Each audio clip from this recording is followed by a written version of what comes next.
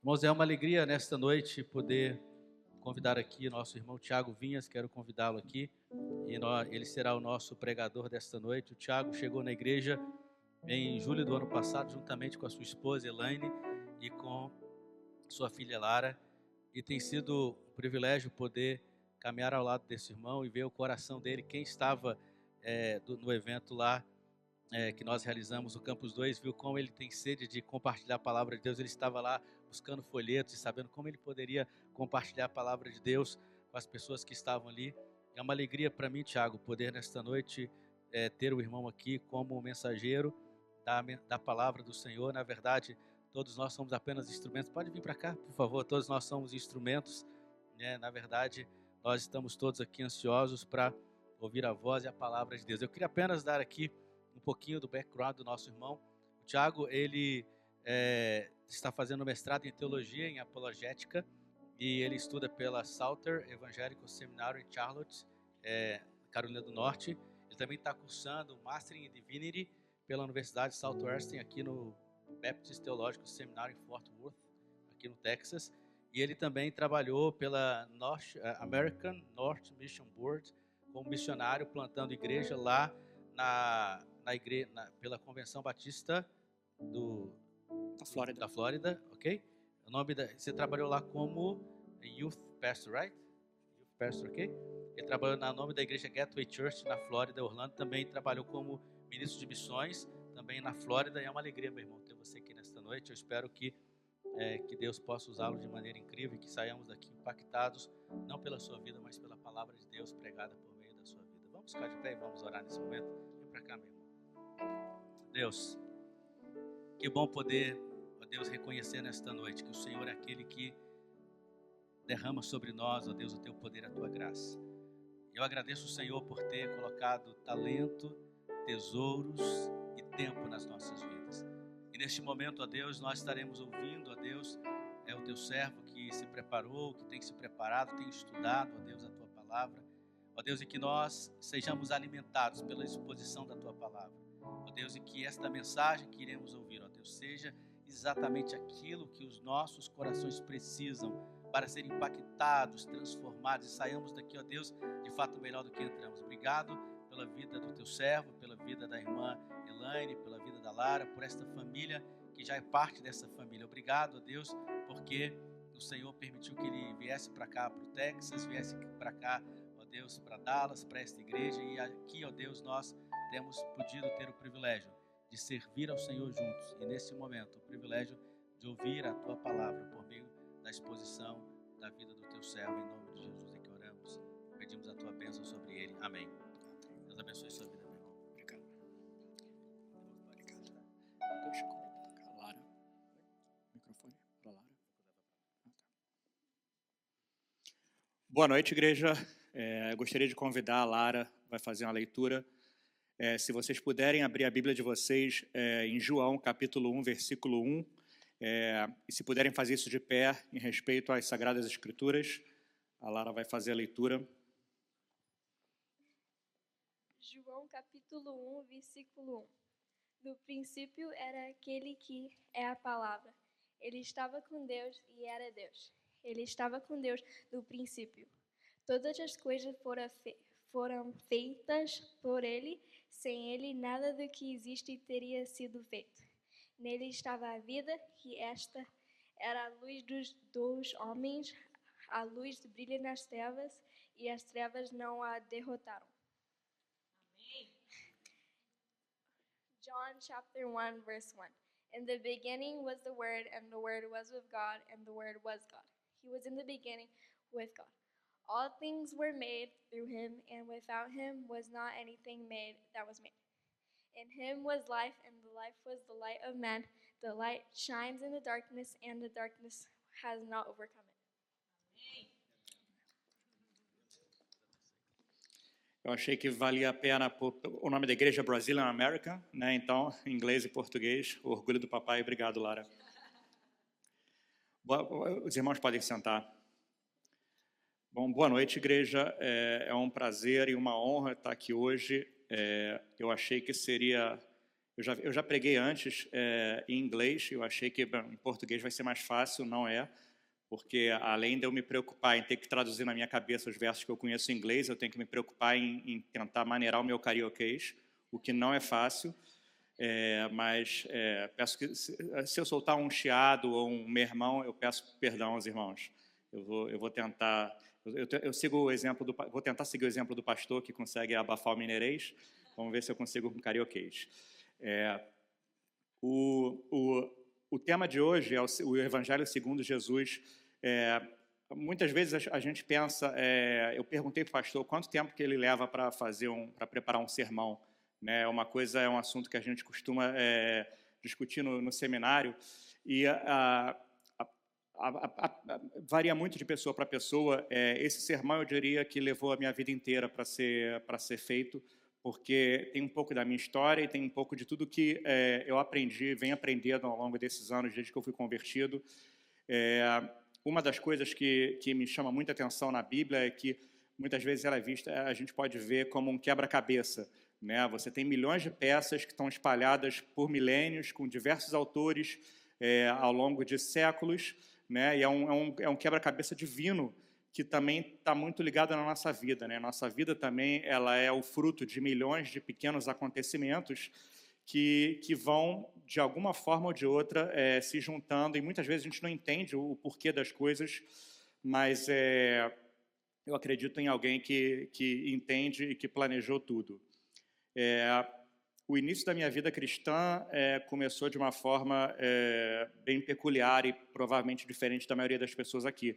Eu estudei em colégio católico por boa parte da minha vida, depois em colégio adventista, adventista do sétimo dia, e eu lembro que eu sempre era aquele aluno que criava problemas, eu estava sempre na aula de religião fazendo perguntas inapropriadas, sempre chamando atenção, e eu tentei, conforme eu ia crescendo, eu me afastava cada vez mais do cristianismo, eu nunca quis saber muito da religião ou da fé cristã, e com a explosão do movimento pentecostal, isso acabou me afastando mais ainda, né?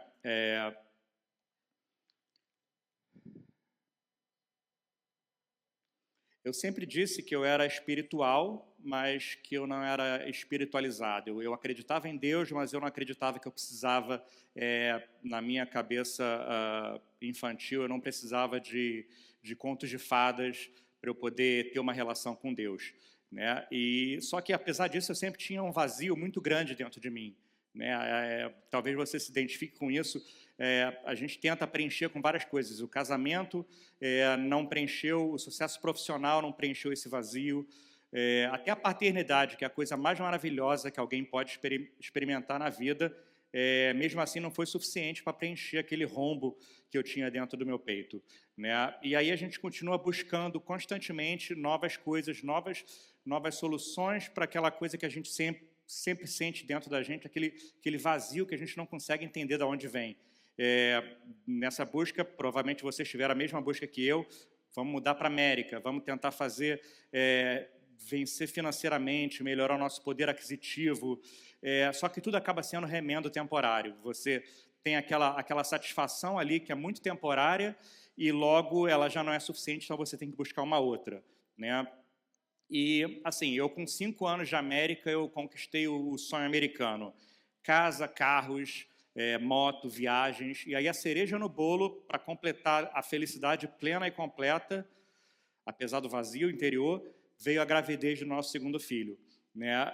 Eu nunca senti tanta felicidade como eu senti naquele momento, né? Era aquela coisa do eu venci sozinho, só com o fruto do meu esforço, sem ajuda de ninguém. Eu me sentia invencível, era como aquela frase do imperador Júlio César, né? Vivi, venci, né? E aí, numa semana, a gente estava simplesmente no paraíso de férias em Cancún, tirando fotos de gravidez, o slide anterior, por favor, tirando fotos de gravidez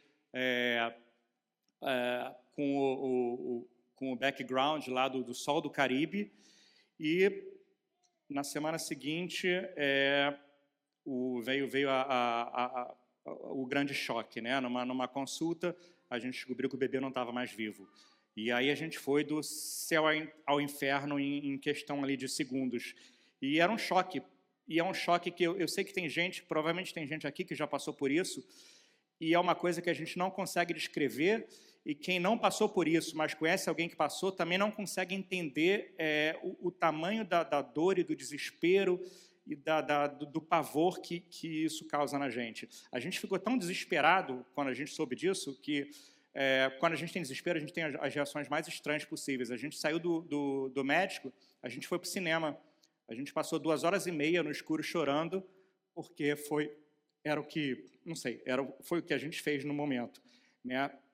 E a gente não conseguia entender por que isso ia acontecer com a gente, se nós éramos pessoas boas, não fazíamos mal a ninguém, trabalhador, tudo de bom que a gente fazia na vida, nada daquilo foi suficiente para que a nossa felicidade plena pudesse ser mantida. E, honestamente, assim, eu não lembro basicamente de nada na nossa vida nos meses que se seguiram a esse episódio. A minha primeira memória vem a ser um pouco mais de 1 ano depois, quando a minha mãe veio visitar. Normalmente ela vem uma vez por ano, sempre perto do aniversário da Lara, para passar o aniversário da Lara com a gente, né, com a Lara, no caso. E dessa vez ela veio, só que ela fez um pedido que ela nunca tinha feito antes. E ela me pediu para levar ela numa igreja batista. Ela queria conhecer uma igreja batista americana. E aí eu levei ela, assim, claro, eu levei depois de resmungar, eu falei, pô, sério, igreja? Eu já não sofri demais, eu não sofri tanto, ainda vou ter que ir para a igreja agora. E aí acabei levando ela para a igreja, né? Assim, quando vocês provavelmente já passaram, quando nossos pais passam 10 horas no avião para vir ver a gente acaba tendo que fazer qualquer coisa que eles pedem, né? Então, fomos à primeira igreja batista de Winter Garden, na Flórida.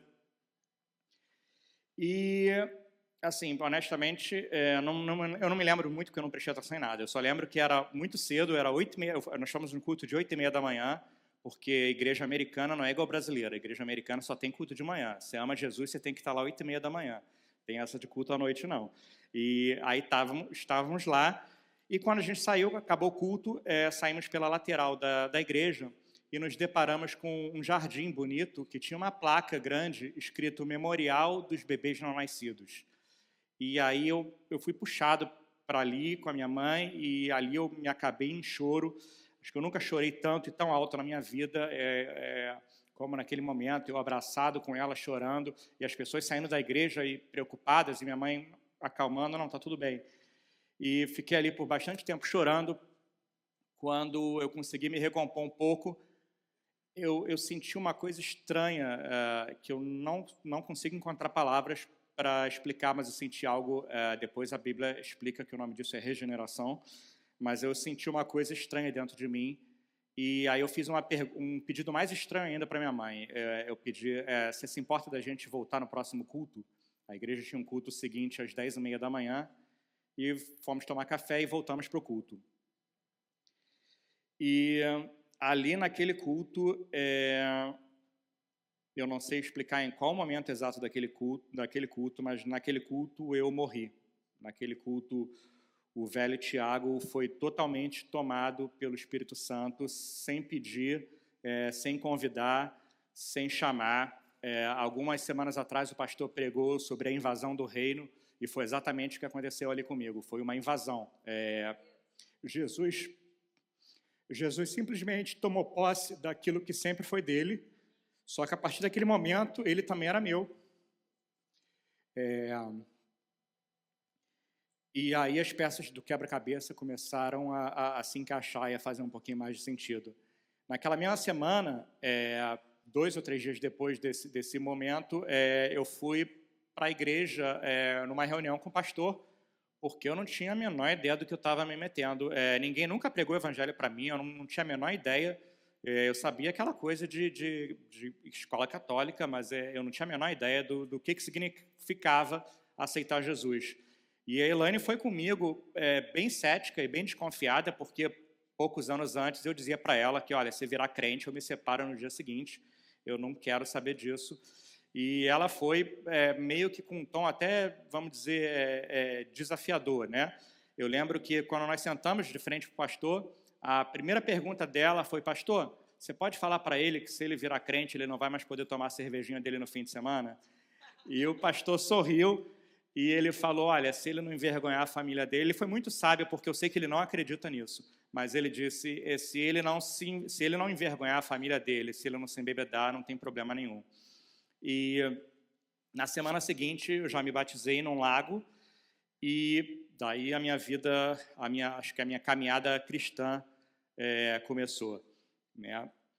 Nós vamos falar agora um pouco sobre a matemática celestial.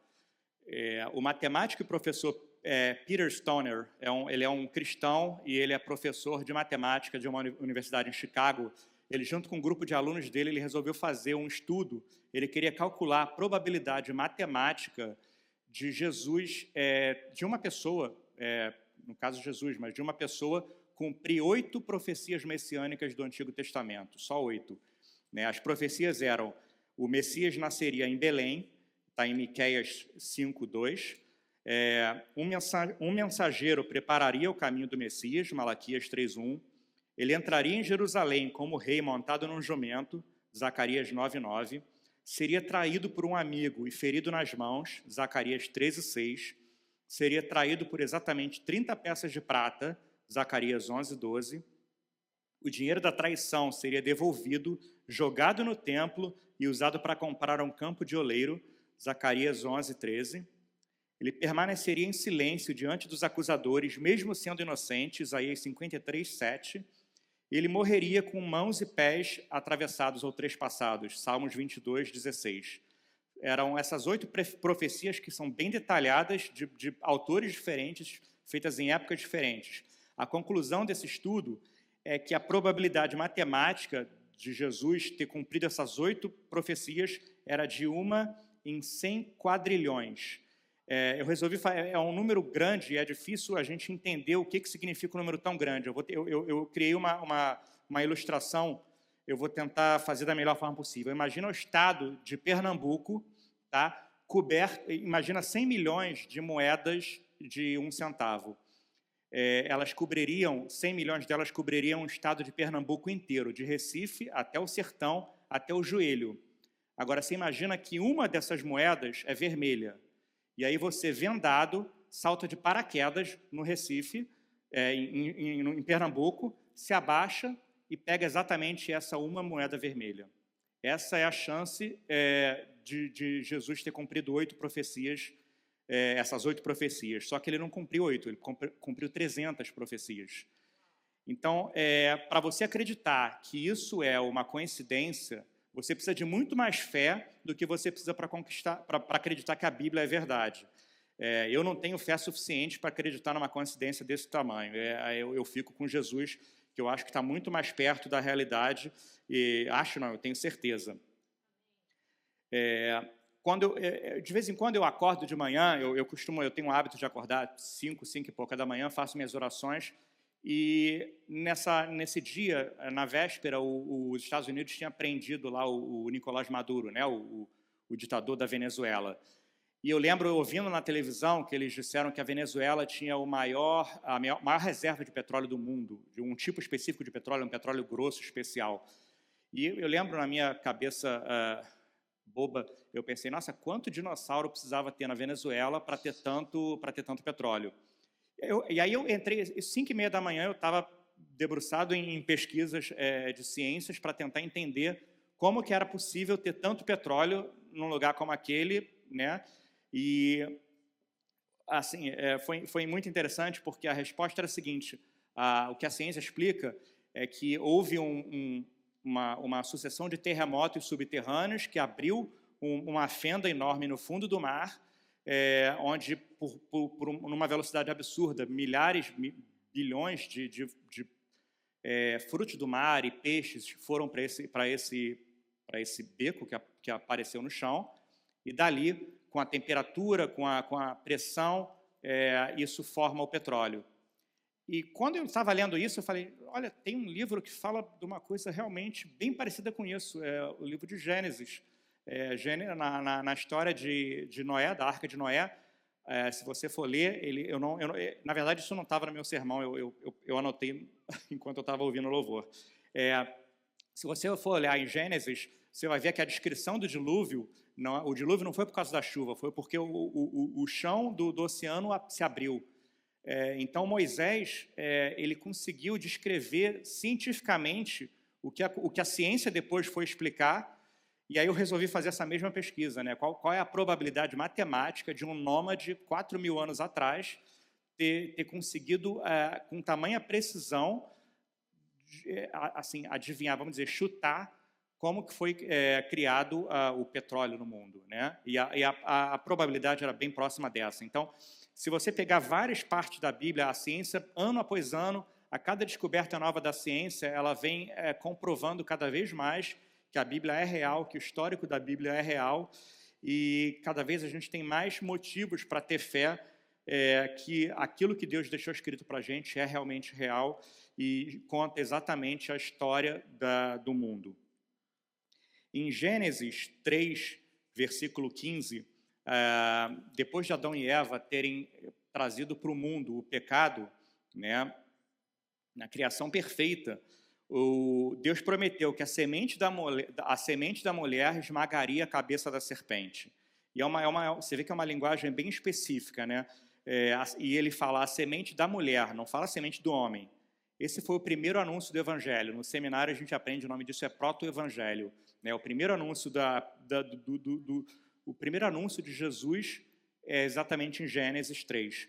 E o filósofo e teólogo William Lane Craig, ele tinha uma dificuldade muito grande de aceitar o nascimento virginal de Jesus. Por quê? Para criar um bebê do sexo masculino, e você deve agora estar perguntando, nossa, mas isso é sermão cristão ou é aula de ciências? É os dois. Para você criar um menino, você precisa dos cromossomos X e Y. As mulheres, elas só têm o cromossomo X. Não tem como a mulher gerar um ser e dar para esse ser algo que ela não tem. E esse filósofo, ele tinha essa dificuldade. Eu acredito na Bíblia, mas isso é impossível. Só que, gente, para o Deus que criou tudo a partir do nada, que criou o universo a partir simplesmente da sua palavra, adicionar um cromossomo num bebê é brincadeira de criança.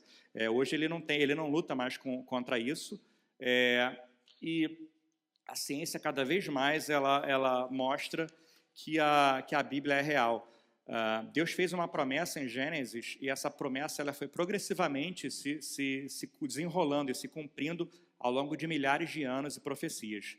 Em Gênesis 22, o próximo slide, por favor. Gênesis 22, nós temos uma das mais difíceis histórias da Bíblia.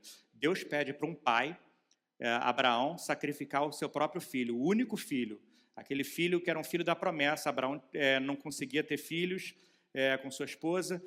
Deus deu esse filho e depois Deus pede para testar a fé de Abraão, pede para Abraão sacrificar Isaac. Então Isaac sai com Abraão, sai com seu pai, eles sobem o Monte Moriá, Isaac carregando nas costas a lenha, né, a madeira que ia ser usada para o sacrifício dele. E aí a gente tem um paralelo, a gente tem Jesus subindo o mesmo Monte Moriá, carregando também a madeira nas costas dele, que seria para o seu próprio sacrifício. Né? Dois pais, dois sacrifícios. A diferença é que para Isaac, Isaac perguntou para o pai, Isaac estava preocupado, como é que a gente vai fazer um sacrifício, cadê o cordeiro? E Abraão falou, Deus vai prover o cordeiro. E no momento de Abraão, com a faca, fazer o sacrifício do seu filho, Deus para e sai um carneiro de uma moita e Deus fala, Abraão usa o carneiro. Esse Jeová dirá, né? Deus proverá. Né? Deus proveu o carneiro em substituição a Isaac. Só que na hora de Jesus não teve substituição. Jesus foi o carneiro perfeito, ele foi o cordeiro perfeito, sacrificado ali para justificar todos os pecados da humanidade.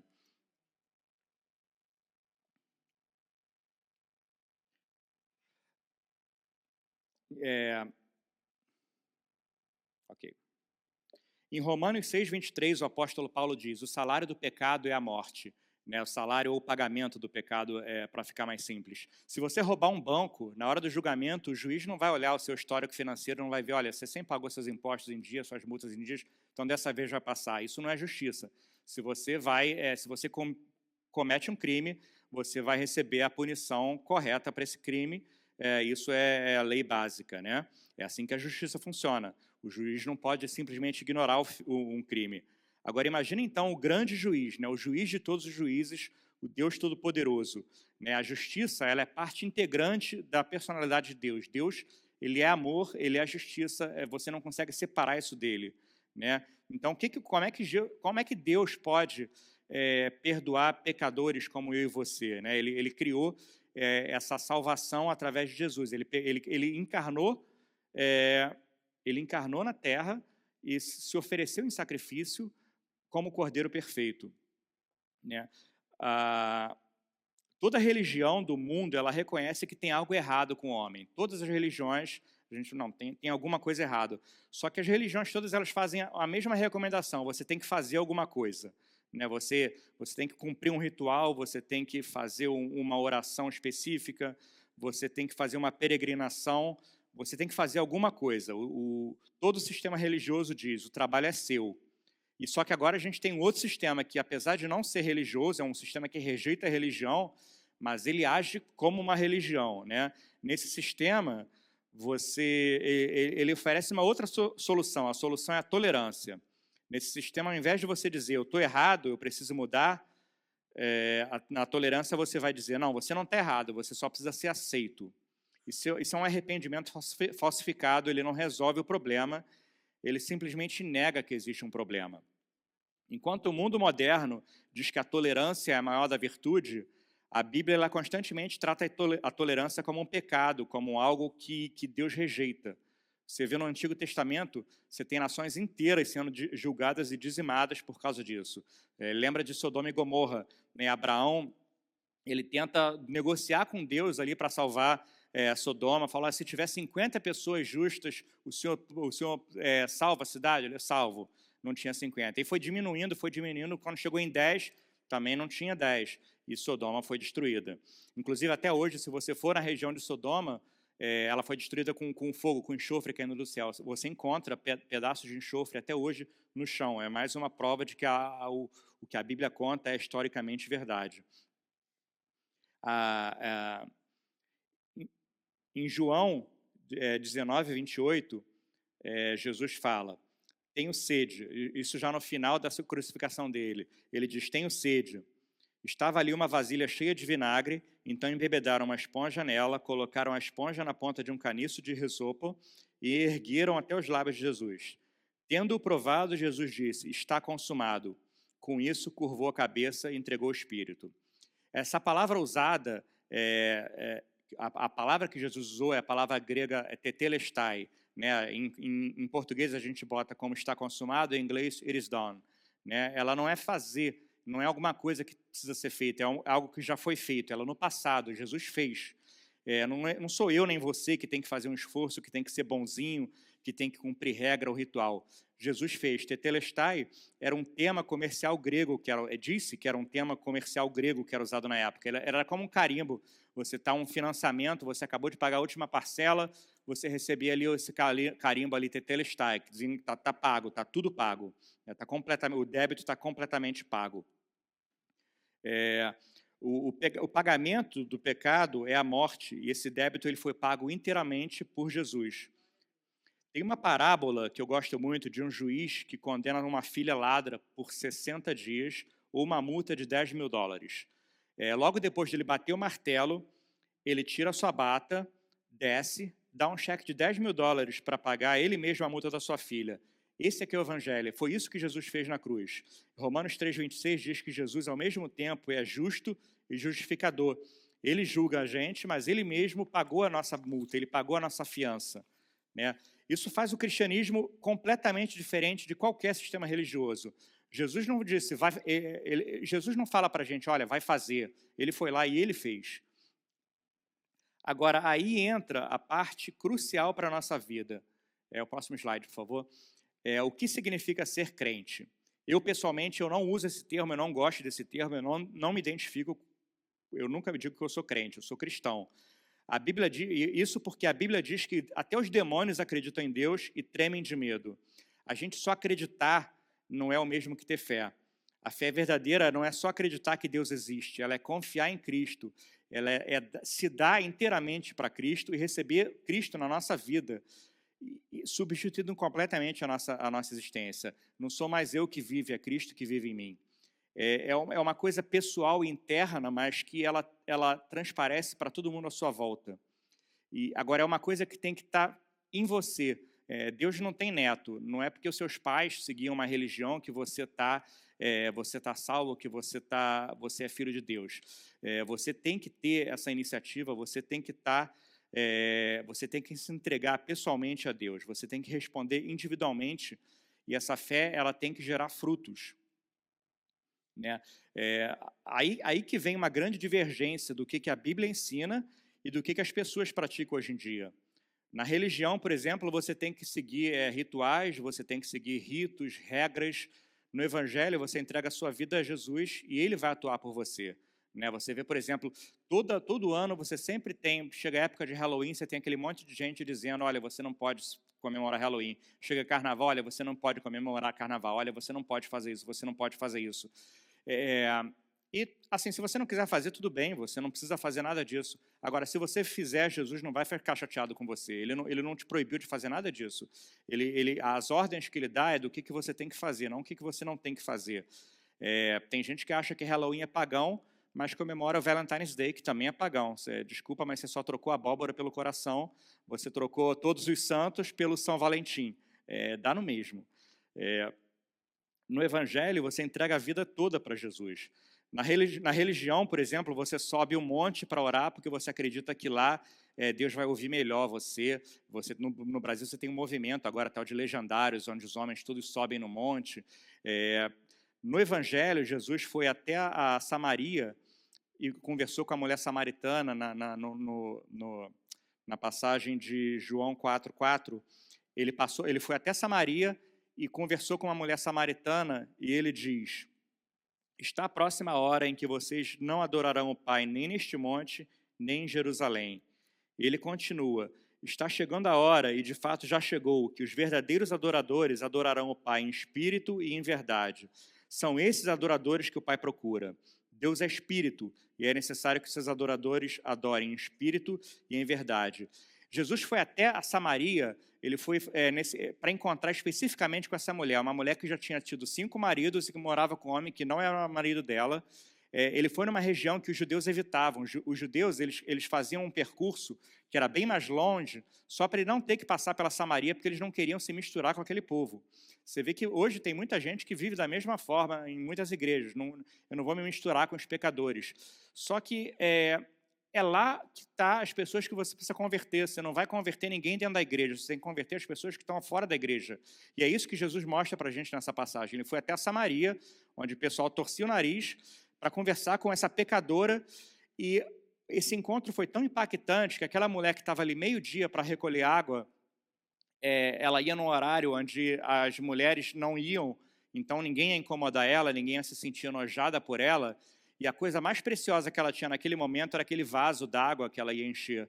E o João, ele é tão preciso nas escrituras que ele deixa claro que a mulher largou esse vaso e saiu correndo para a cidade para contar às pessoas sobre aquele homem que sabia tudo sobre ela e que mesmo assim perdoou ela.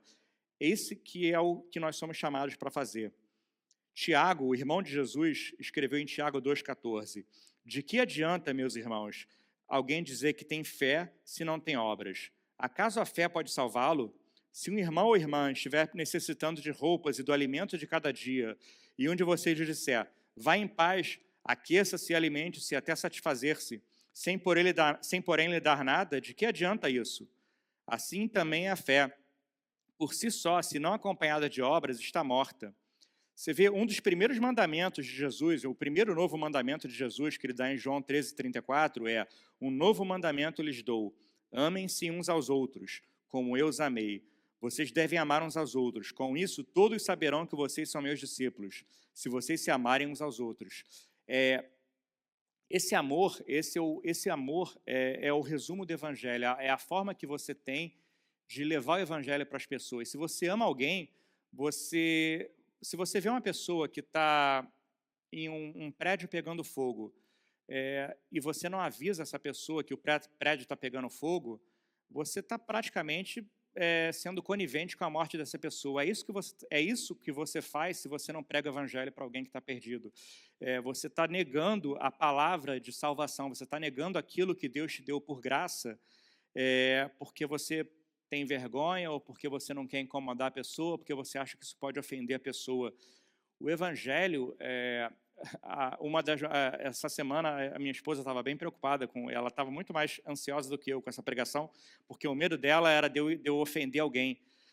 Só que o evangelho, ele ofende, o evangelho é ofensivo. Jesus manda a gente negar a nós mesmos. Olha que coisa mais incrível. Você tem que negar tudo que aquilo que você gosta, tudo que você ama, tudo que é a tua carne, tudo que é natural para você, você tem que negar. Isso é ofensivo. Se você não se ofender com isso, você não está entendendo. É para ser ofensivo, porque nós somos sujos e nós precisamos de Salvador. Se você é bonzinho, se você é perfeito, Jesus morreu à toa. E não é isso. Na véspera de ser crucificado, Jesus reafirmou esse mandamento depois de dizer: se vocês me amam, obedecerão aos meus mandamentos. Se vocês me amam, obedecerão aos meus mandamentos. Depois ele disse: o meu mandamento é este: amem-se uns aos outros como eu os amei. E no verso 23 ele continua: se alguém me ama, obedecerá a minha palavra. Meu Pai o amará, nós viremos e nele faremos morada. Aquele que não me ama, não obedece às minhas palavras. Você está vendo o padrão? Porque você ama Jesus, você obedece Jesus. E você obedece Jesus porque você ama Jesus. Está uma coisa ligada à outra. O último mandamento que Jesus faz, logo no final de Mateus, o pastor pregou sobre isso também há 2 semanas, é chamado de a grande comissão. E as pessoas têm uma dificuldade de entender que pregar o evangelho não é um dom que você tem, não é um chamado que você tem, é uma obrigação. Jesus deu uma ordem para a gente, não foi uma sugestão. Ele disse: foi-me dada toda a autoridade nos céus e na terra. Portanto, vão e façam discípulos de todas as nações, batizando-os em nome do Pai, do Filho e do Espírito Santo, ensinando-os a obedecer a tudo o que lhes ordenei. E eu estarei sempre com vocês, até o final dos tempos. Olha só que interessante, Jesus está falando que ele tem toda a autoridade foi dada para ele. Tá? E logo depois ele vai dar uma ordem. Façam novos discípulos e o batizem. Eu vou repetir, Jesus está dando uma ordem, é um comando, isso não é uma sugestão, é uma ordem. Se você ama Jesus, você tem que obedecer os comandos dele. A vida cristã, ela não se resume a vir à igreja ao domingo, a ler 3 ou 4 parágrafos no devocional todo dia, ou a servir no ministério da igreja. A vida cristã ela é muito mais que isso. A base da vida cristã é o evangelho, é pregar o evangelho, é alcançar as pessoas com palavras de salvação, com a palavra de vida. Jesus nos comanda que amemos uns aos outros, e a melhor forma que você tem de demonstrar que você ama alguém é você de oferecer a salvação, é você dar as boas novas e você explicar como é que Deus amou tanto o mundo que ele encarnou em forma humana e se ofereceu como sacrifício perfeito para pagar todos os pecados. E tudo que você precisa fazer, tudo que essa pessoa precisa fazer é acreditar em Deus. É a única coisa que Jesus pede, é ter fé e seguir Ele. Gente, até o momento da minha conversão, ninguém nunca tinha me apresentado o Evangelho. Ninguém nunca me amou o suficiente para mostrar que eu era imundo, que eu era morto espiritualmente, que eu precisava renascer em Cristo. Eu precisei perder o bem mais precioso que uma pessoa pode ter, para que uma sequência de acontecimentos orquestrados divinamente me levasse naquela manhã do dia 24 de março de 2019. Aquele dia mudou a minha vida completamente. Hoje eu vivo um senso de urgência, porque eu me converti aos 37 anos de idade. Então, eu não sei se eu tenho mais 37 anos de vida. Eu tenho uma urgência de levar o evangelho para todos que eu conseguir, o maior número de pessoas possível, para que um outro Tiago não precise perder algo tão importante na vida dele antes dele se entregar àquele que dá sentido à nossa existência. Eu imploro, meus irmãos, compartilhe o evangelho com todos à sua volta, com aquele vizinho chato, com aquela tia estranha, aquele primo drogado. Faça porque Jesus te ordenou, faça porque Deus amou o mundo de tal maneira que deu seu Filho unigênito, para que todo que nele crê não pereça, mas tenha vida eterna. Faça porque você ama seu próximo, assim como Jesus te ama. Pode tocar o vídeo agora, por favor? I know they're going to try to kick me off here, so just let me try to get this out. First of all, Jesus, I hear you and I'm listening, Lord. I am listening, Lord. There was a time in my life, y'all, that I was broken. That's why I wrote this album. I didn't think I had a chance, y'all. There was days that I thought the darkest things. I was a horrible human. There was a moment in my life that all I had was a Bible this big and a radio the same size and a 6x8-foot cell. And I believed that those two things could change my life. I believed that music had the power to change my life and God had the power to change my life. And I want to tell y'all right now, Jesus is for everybody. Jesus is not owned by one political party. Jesus is not owned by no music label. Jesus is Jesus, and anybody can have a relationship with him. I love you, Lord. Eu devo ter assistido esse vídeo mais 20 vezes e todas as vezes que eu vi eu chorei, porque esse homem, ele sou eu, ele é você, ele é teu amigo. Você não é santo porque você viveu uma vida menos tumultuada que ele, porque você cometeu menos crimes, porque você não usou drogas, porque você cresceu uma família bem estruturada. Eu conheço várias pessoas que dizem que são crentes, que usam a roupa certa, que têm o jeito certo de andar, de falar, de se vestir, que andam com as pessoas certas, só que têm um coração imundo. Jesus fez uma ilustração muito clara disso quando ele disse que não importa o que entra dentro da sua boca, mas o que sai dela. Eu conheci uma pessoa aqui nessa igreja um tempo atrás, e eu oro muito por ela, porque eu tinha certeza que essa pessoa era cristã, pela forma que ela vive a vida dela, a forma que ela trata as pessoas, que ela cria a família dela. E num dia estava conversando, eu curioso, quando que você se converteu? E ele falou, não, eu não sou convertido, eu não sigo nada. E eu achei muito interessante, porque eu era exatamente assim, a diferença é que não tinha como ninguém me confundir com um cristão. Era claro que eu não tinha nada que transparecesse isso de mim. Mas essa pessoa, ela, mesmo não sendo cristã, ela vive como cristã, e eu acho que isso é um passo já muito grande, e eu oro muito por ela.